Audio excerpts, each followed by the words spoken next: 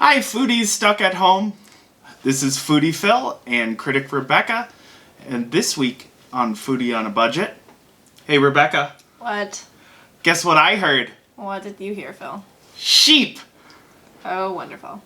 But we're gonna make shepherd's pie. Shepherd's pie is fantastic because it's a great dump meal. It's a freezer meal, and it uses a lot of cans of stuff you have at home or just stuff lying around. Mm-hmm. You can use leftovers if you made a ton of mashed potatoes last night and you want to use those up.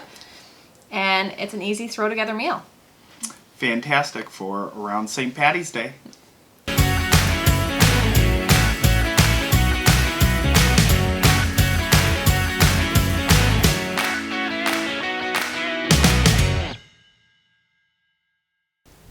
Alright, so for the shepherd's pie, you're going to want to make mashed potatoes.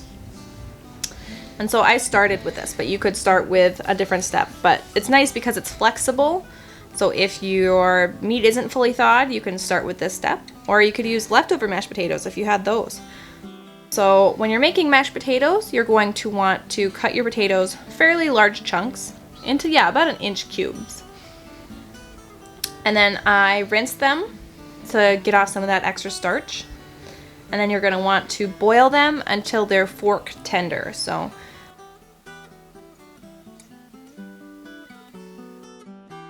you'll boil them for a while. Alright, so those potatoes are ready to go. So I used my stand mixer. So I just drained them of all the liquid, put them in, and then I put in 4 tablespoons of butter, and it's hot enough from the potatoes, they're still hot, so it melts that butter right away. And then about half a tablespoon to a tablespoon of salt. And then I added about 3 tablespoons of cream. 3 tablespoons of cream, and then about 1/4 cup of Parmesan cheese. So I just mixed that all together.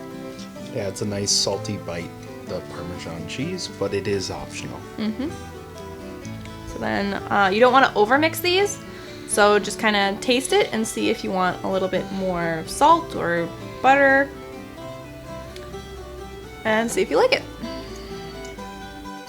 Alright, for the meat mixture for the shepherd's pie, you're going to have 1 pound of ground beef, 1 pound of lamb,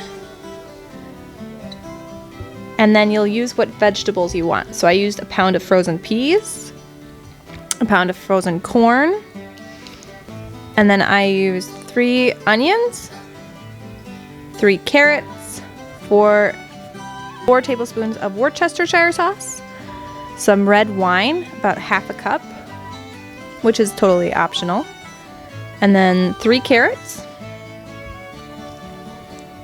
and then 4 cloves of garlic, and then about 2 teaspoons of rosemary and 2 teaspoons of thyme.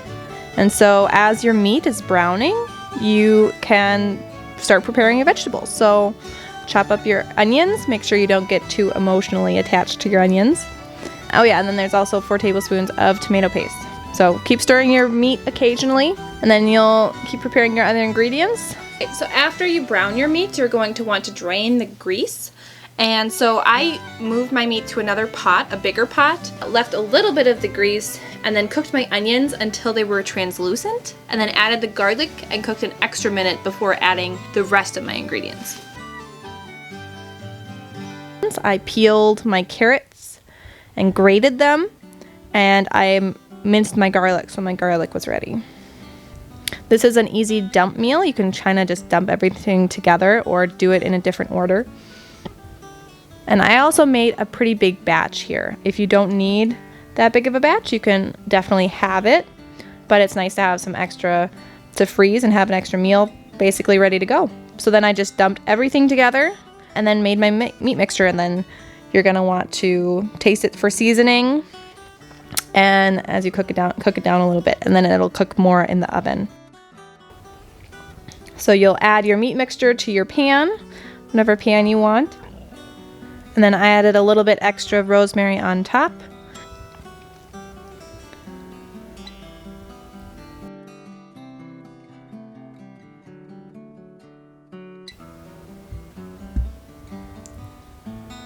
Then you'll take your mashed potatoes and then you'll just kind of put some dollops all over it.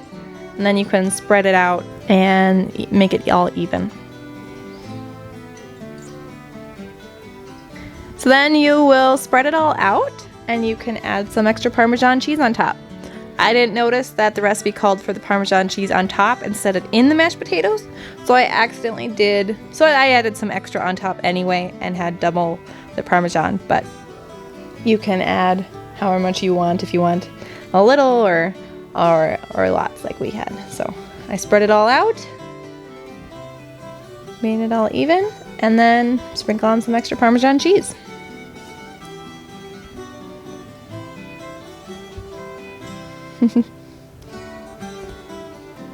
Alright, so then that's ready. You can put that in the oven or save it and cook it another day in the fridge. Then you're going to bake it at 350 for 30 to 45 minutes until it's just kind of golden brown on top. And that's shepherd's pie. And that was shepherd's pie.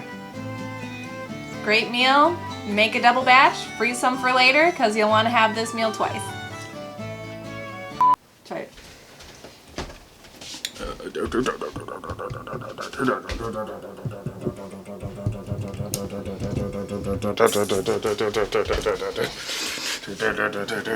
Boom. Here we go.